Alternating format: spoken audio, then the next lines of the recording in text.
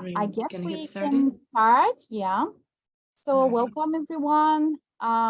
So as you can see, for our June community meetup, we have a guest, our first one actually, Jane Young. If you want to introduce yourself a little bit. Sure. Yeah. My name's Jan. You might know me. I do a lot of podcasts and webinars. I've been consulting in CX and go-to-market and CS since 2016.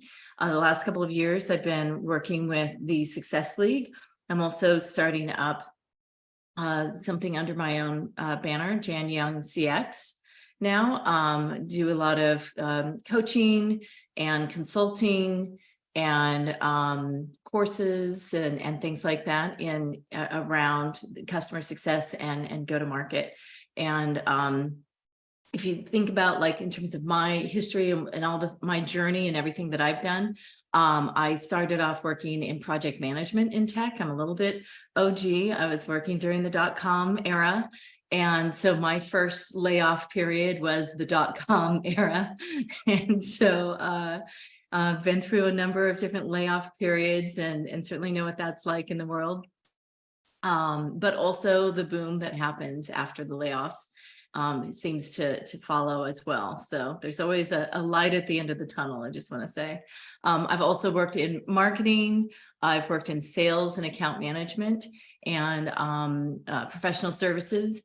But my favorite is focusing on the post-sales journey and customer success. And that's what I've been spending the last few years focusing on. So I'm taking two different sessions from CS Office Hours and putting them together. One is one that I co-led with Ashna Patel, and the other was with Keishla Caesar Jones here. So I'm kind of combining some slides and also the resources, and I'll post a link in the chat so that you can download these slides. And then we are also recording today, so you should be able to have access to all of this information. And two of the slides at the end is a bunch of different resources and that sort of thing. So if you are interested in digging into this topic more, you absolutely can. But first, let's just kind of get active in the chat some more. Let's see, there we go. So first, let's just level set on all the things a customer success manager does, or a CS leader. Like, what are some of the key activities and skills needed? What occupies your time in CS? And just put in the chat some of the things that come to mind that you spend your time on. And if anybody wants to come off mute, you can say it out loud as well. Business reviews, discovery, relationship development. Yeah. Goal discovery. Doing check-ins, facilitation, active listening. There's a lot of things, like, you think about it, some CSMs are working from onboarding all the way through to renewals. They're also handling support. I was talking to a CS leader the other day where, like, basically they got rid of the support team. The onboarding team is coming under them, and everybody is going to be doing everything, right? Like, there's all kinds of changes, lots of changes that happen in our organization, and a lot of changes that we help our customers through. Sales acumen, absolutely.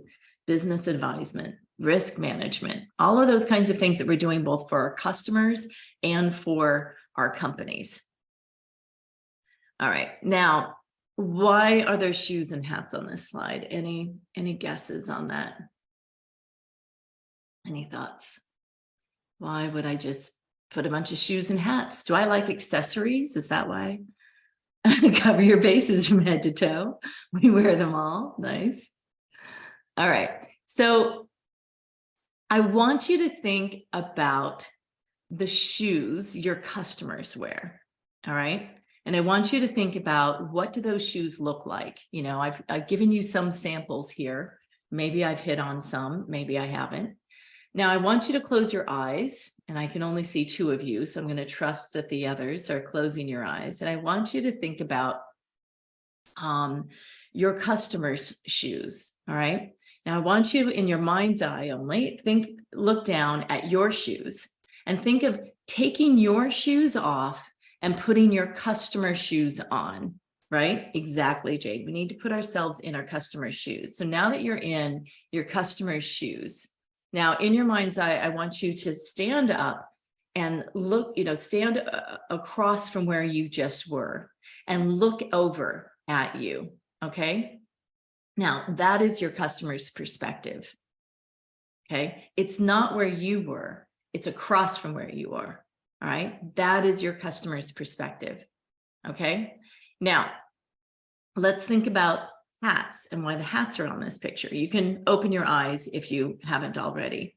And thinking about your hats, when you're working with your customer and you're working with them on your particular product and how they're using your product in their business, what hats are they wearing?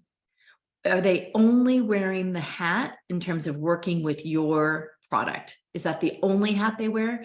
Maybe they wear other hats, right? Maybe they have essentially their day job, and this product, working with your product, is a small part of what they do.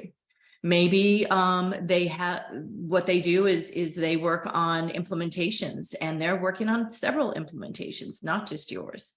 Maybe there's other things they do. Maybe they manage people. Maybe they have to manage up to their boss, right? Maybe if you think about a hat in a way, if you have a new customer and you're thinking about who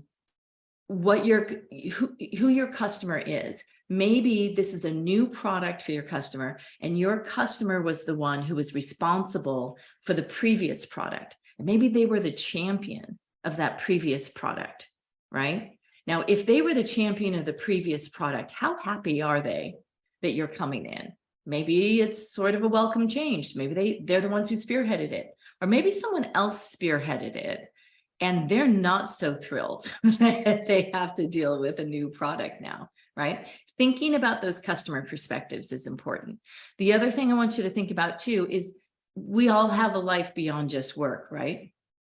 There's some of us here today that are on maternity leave. There are others that don't get to have maternity leave, and we're working and we're handling everything at home. Maybe we have kids, maybe we have parents that we're taking care of, maybe we're landlords, maybe we have a side business, maybe there's just any other kinds of things that could be happening.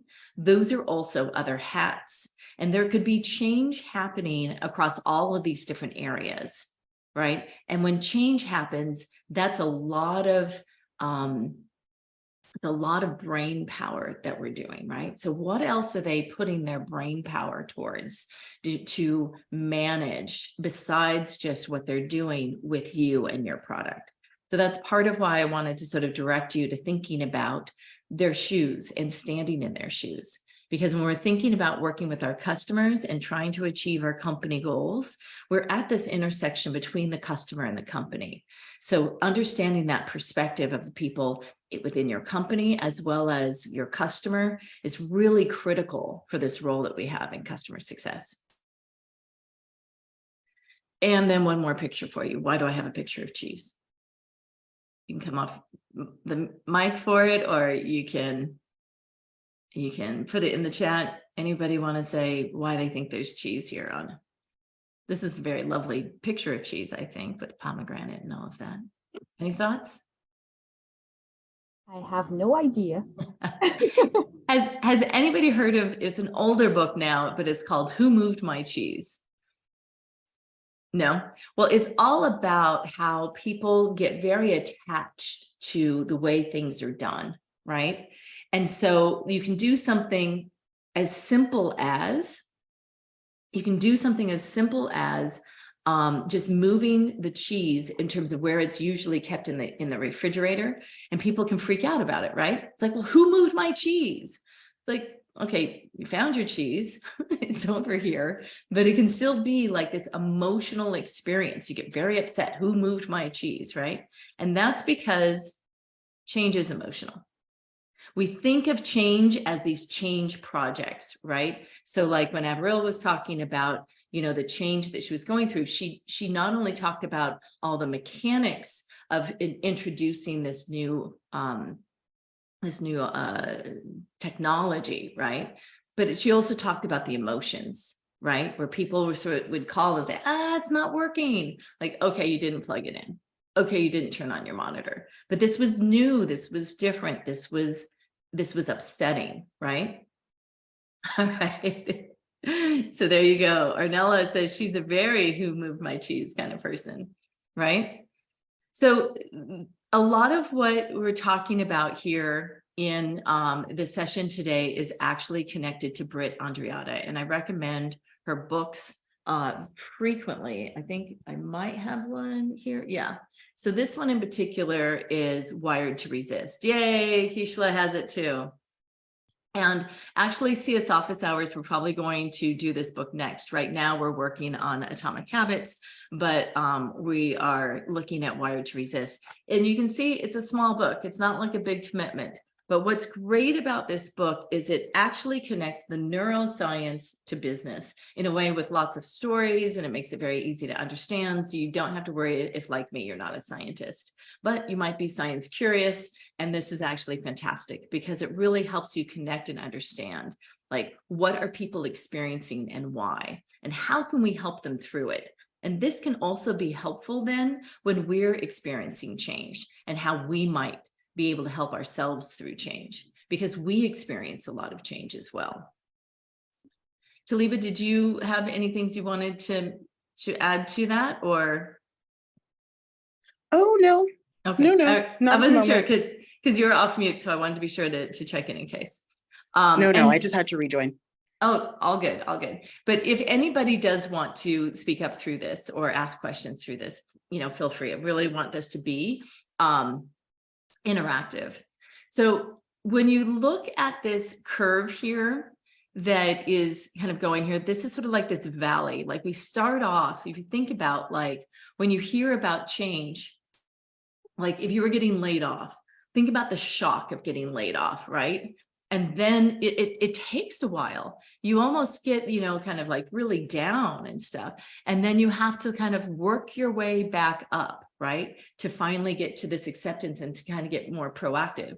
A lot of times when people get laid off, they take a few days off just to sort of chill, they don't just jump right into like looking for the next job, right? And there's a reason for that. It's because it's shocking to our system. There's neuroscience reasons behind this. It's natural. All right. The other thing too, though, is even when we're experiencing happy change, good change that we're excited about, we get married, we get a promotion at work, these types of things, we have a new child, right?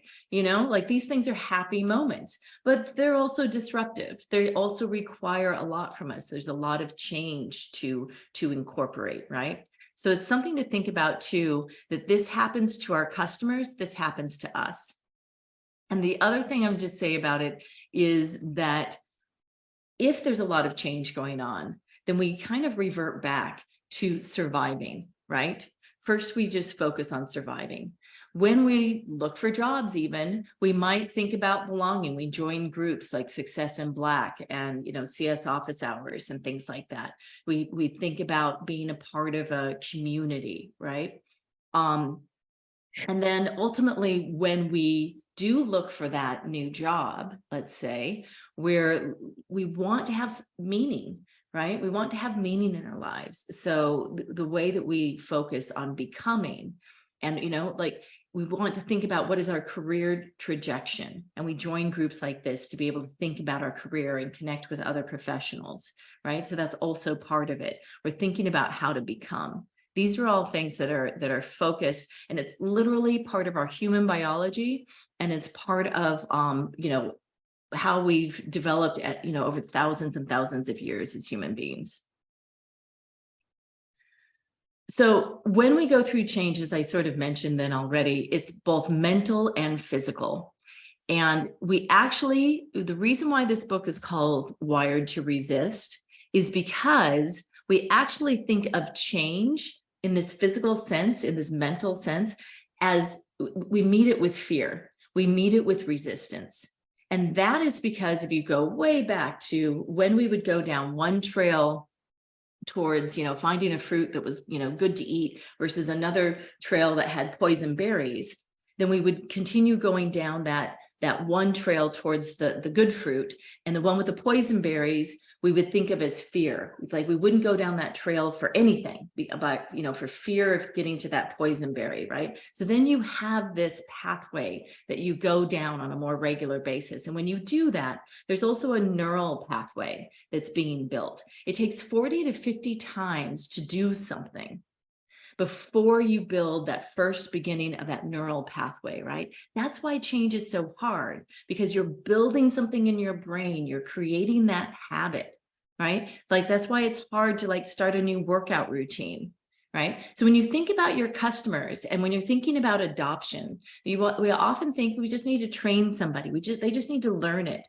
And then we're done. One and done. Not true. It's 40 or 50 and done. That's what it actually is. 40 or 50 before they build that, before they start to feel comfortable with using your product. So if they're using your product once a week, that's about a year before they're really feeling like, I know where I am in this product. Maybe they're using it a couple of times a week. Okay, so that's a half year, right?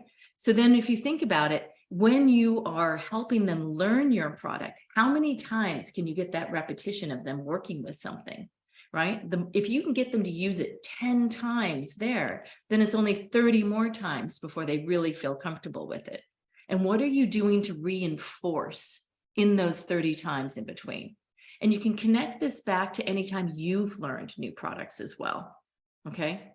So that's part of what we want to sort of think about in all of these things when we're helping our customers go through change, or when we're experiencing change in our organizations. There's also a lot of reorganization that's taking place in our companies, right?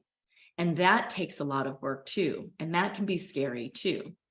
So no matter what sort of thing you're applying it to, think about how it is unfamiliar at first, how it's hard at first, and then how you can eventually make it feel more comfortable.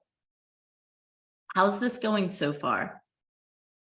I love, Ornella, that you said winning at the lottery was change. That would be a lovely change. Sorry, who was just about to speak up? Yeah, it's really interesting because when we implement something for the client, we do not necessarily recall that we are all emotional beings and we have this fear of change. And most of the time, you might think, oh, why is this client resisting? Like, why are they, why is it that they don't want to do the thing? But it's not, as you explained, like, it's really interesting because it's not that they do not want, it's that we are wired to resist those changes. And it's really something that I think all businesses need to go back to, reminding ourselves that we are emotional beings first, and customers are like us, emotional beings as well. Well, and that's why somebody earlier, when we were talking about all of the different things that we do in our work, right? We were talking about the sales process and the discovery process. And so one big thing that happens during sales, because sales is convincing people to change, right? And so during the sales process, what they'll do is try to get the customer to articulate what the benefit is, how they can envision using the product, right? So using that in the post-sales motion in customer success is also important, or to continue to have them voice, what is the benefit going to be once they onboard? What is the benefit going to be once they continue using the product? What value have they seen from the product? What outcomes? It's about that communication, but also not for us to tell them, but for them to tell us, to get them to articulate it. That way, they start to really integrated into their understanding of why they're using your product, why they want to. Hi, Ornella, what were you thinking about? Yeah, so for me, I was thinking mainly, I mean, a little bit like I mentioned earlier, I'm a kind of woo touch my shoes kind of person. And I think probably as a professional, I probably bring that as well with me. And I think what I like to do and what I feel is important for me to do as a CSM is to really communicate changes to my customers effectively, because I feel like, because if it was happening to me, I would probably find it a big deal. And I think this is why for me as a CSM, for example, if I know that, oh, something may happen next year, or there might be some changes coming up, I try to make sure that I have internally asked all of the questions about, you know, all of the resisting points that my customers are going to bring up, and make sure that I'm aware of those.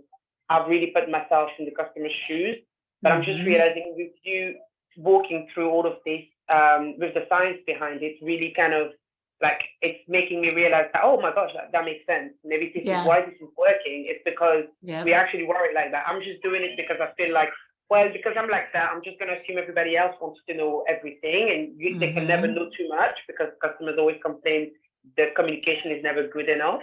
But I feel like it's definitely an important point that you raised there, because actually we realize that it's not even like a strategy anymore. It's how we are. And the more we understand how we are as people, I guess the better the service we can provide to others. And the other that's great, Ornella. And the other thing I would just encourage is, when you're communicating, you know, these benefits and the whys and getting that buy-in, check in with them and say, you know, what concerns do you have? We often get scared of asking the customer if they, you know, something negative, for them to bring up something negative. But in fact, if they feel safe enough, and it's important to make them feel safe enough to bring those up, then you can help them through that. Then you can help them over that hump, right? But without knowing, then they're just going to keep it inside and internalize it. And then what happens is that can grow, right? And that resistance can grow. But if they speak it, it's like sort of like speaking your fear, then all of a sudden it loses its power, or you figure out how to go over that hill with them. And then you can kind of, you know, help them over to that other side. Yeah, that's awesome, Ornella. And I think that's fantastic too, in recognizing your own fear of change, how that has helped you become a better CSM to help your customers. That's fantastic. Yeah, Keishla? Yeah, and I think kind of tying together, you know, what Jay was saying and Ornella, we sometimes feel odd that we think our customers are afraid or fearful because we're excited, right? That like, we're excited we have a new customer. And so we're like, why aren't they excited? Because we're excited. This is awesome. And so, you know, it's really important for us to recognize there's a myriad of different emotions taking place. And excitement is definitely one of them. And then to Ornella's point, and yours as well, the sooner that we can get transparent and say, there's about to be a change that's happening in your organization with the adoption of this. And with change comes all these different emotions and feelings or questions. And we want to be proactive in how we decide to manage through that, I think the better. And so I think that, so for us, we have to get over our fear as CSMs of not feeling like we have to be cheerleaders, right? And that's a part of what we do, but we also just have to manage the gamut of emotions and feelings and processes that are taking place, and just kind of recognize that in that way. So yeah, just like we were talking before over in CS office hours, that sometimes we come in and we're like, aren't you excited? And you walk into a room of people who truly aren't excited. Like, that is such a mismatch. Like, you might be able to get some people into it, but there's going to be some people who are just like, just meet me where I'm at, please. You know what I mean? And so sometimes you do need to meet them where they're at to help bring them to that moment of excitement. All right, let's just move on, because there's a couple other things I want to be sure to check in with you on and get your thoughts on. The one thing I've already sort of alluded to a little bit is this idea that there's different types of change, right? And that there can be disruption, or there's things that you actually desire to, that you choose for change. You know, you choose to get married, let's say. well, that's still a big change, And so like, even if it's a happy, wonderful thing, it can take a lot of work, right? And it can be a lot of, difference. But let's look at some of these models that Britt Andreatta talks about here. There's different types of change. And we think about it too, like in terms of project management, if any of you have ever put, sort of project management, that was one of my jobs here. So you think about like a long and intense project, that's like a really big hill, or maybe there's something that's like, yeah, it takes a lot of work. But once you get there, like, you're pretty much like, you're good. You're kind of, you go downhill fast. You're back to sort of a new normal quickly. So it's a lot, but it's short. It could be something that's like long and steady trek. So I think that someone was saying earlier that they implemented Churn Zero at their company. So that's something that, might have like a quick hike up a steep hill for part of it. And then there might be this long and steady trek of change, because you have to get people to change their daily habits in order to use it, right? Then there's like a pebble on the trail, right? And a pebble on a trail is like, just like a small little change, When I was a few years back, I was thinking about working at an early stage startup, like 10 to 30 people. And I was talking to one founder, and he was asking me about my, what do I do to help people, customers through onboarding process? Well, I'd come from companies that had like 30, 45, 60-day processes. So I started going in and talking about like, how you can help somebody through a complex process. And that freaked him out. He's like, whoa. If people haven't like onboarded in 20 minutes, something is really wrong from our product. And I was like, oh, okay. I hadn't thought of that being an option for onboarding, but it absolutely is. You think about when you download an app to your phone, right? That's quick and easy. Now, are you going to use it? That's adoption. That's different. But in terms of the onboarding process, that is the pebble on the trail. And you think about adopting, that might be a long and steady trek. Adopting takes two different forces. It takes learning as well as growing. We actually want to learn. Learning is a survival tactic. Britt Andreatta has actually written about that. It's called Wired to Grow, which I recommend that book as well. She has 4 books, recommend them all, love her. Anyway, all that to say that adoption is like these opposing forces. People are wired to learn, but in actually to adopt, you have to change, and we're wired to resist. Okay, so we have these opposing forces at work when we're helping people learn and adopt our product, which is a different motion than, say, onboarding, which is just the change, right, to get things done. So all different types of change can take place. Oh, thank you for putting that in the chat, Keishla. Another thing to think about, and this is a great slide that Keishla shared with us. Oh, Keishla, if you have the article link, please share that too. That would be fantastic. This is where you can think about change agent characteristics and what type of change agent you might be in a change process. As a CSM, sometimes you're a facilitator, sometimes you're looking for influencers. Maybe as a person, you're a connector. Maybe when you're working as an enterprise CSM, you're trying to find someone who's a connector in your company, because then they can connect you throughout the company. So you think about all of these different types. Let's see, people are wired to learn, but to adopt, they need to change. Yeah, I mean, really, I think of it as adoption equals learning plus changing, right? It's like both of those at work. Anyway, so there's change also often requires a visionary, right? Someone who can envision like what it's going to look like. This is also something that you often need to communicate, right? To help people get their why for a change. Without a why, it's hard to think, I want to go through all this effort of change. It's like, if you have a why and you have that vision for what you're going towards, then you might buy in. And that's what you need them to do, is to buy in. One other thing I will have here is this is something that Britt Andreatta shares, and this is around change management roles, where she talks about expedition designers, which is similar to the slide before about the sort of the visionary, someone who identifies the need for change and identifies what type of change is needed.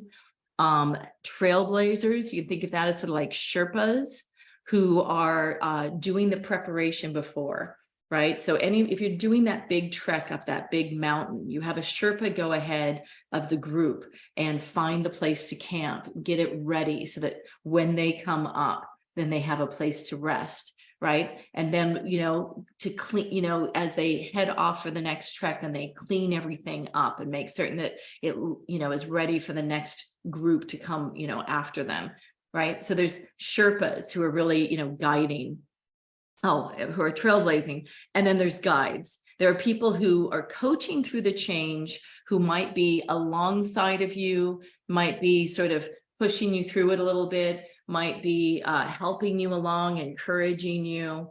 But guides are really sort of also responsible for getting the team to the end. Kishla, I know you've been reading her book too. And of course, you've been my partner in crime over at CS Office Hours. Did you have some other thoughts on this? Yeah, I think, whether it's looking at the change models, the change agent characteristics, or even these change management roles, I think it's all about alignment to what your product is, what the implementation looks like. So if you are, approaching the process like it's a long and intense trek, but it really is a pebble, that can frustrate your customer.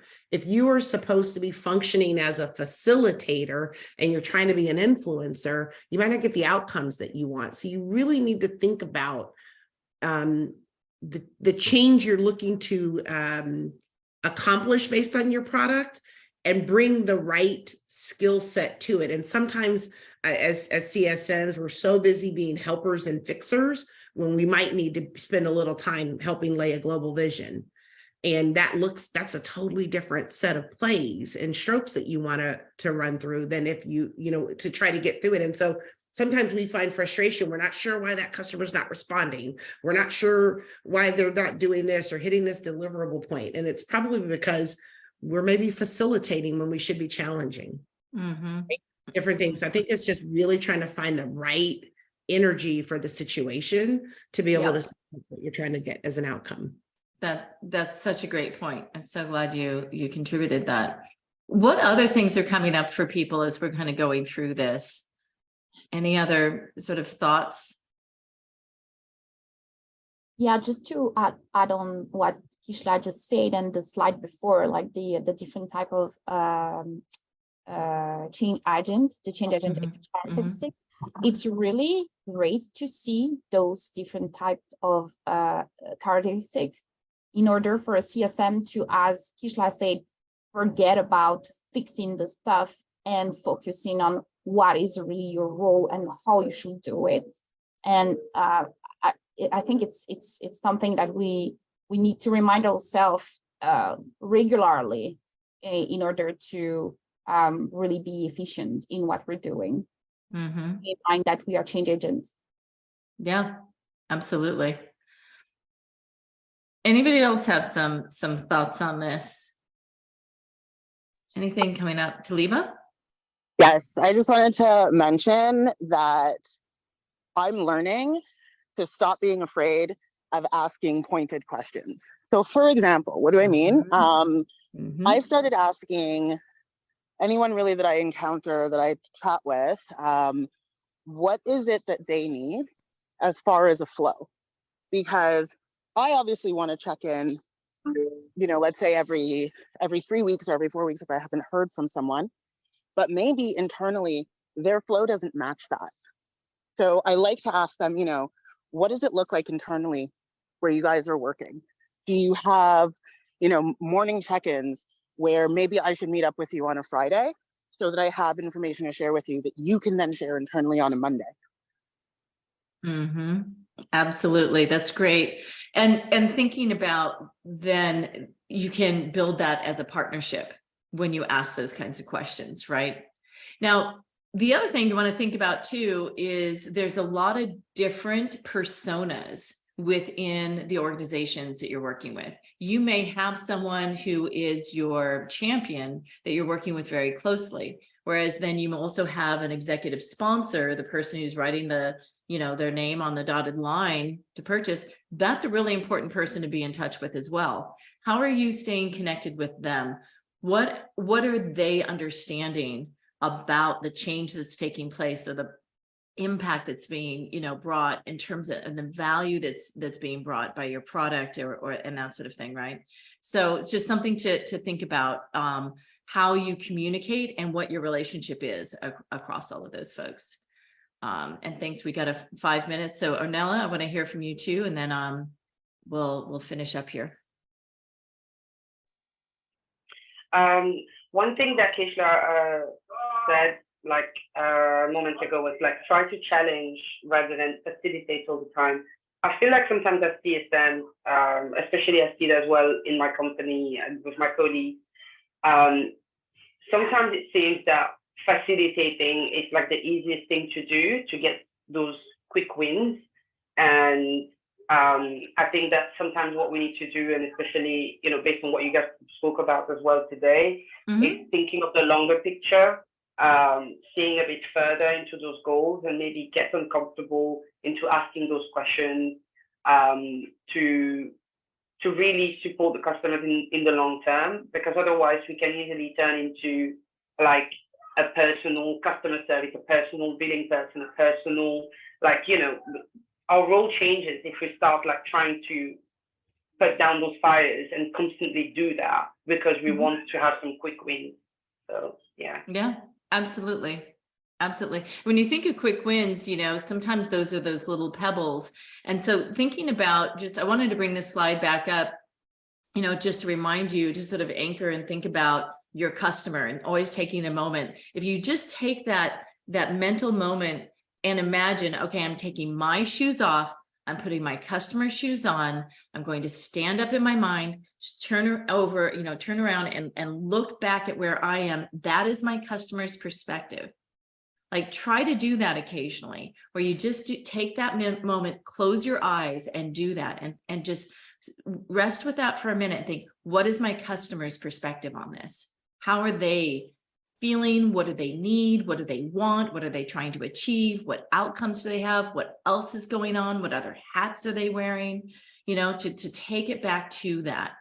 And then the last thing I will go back over here.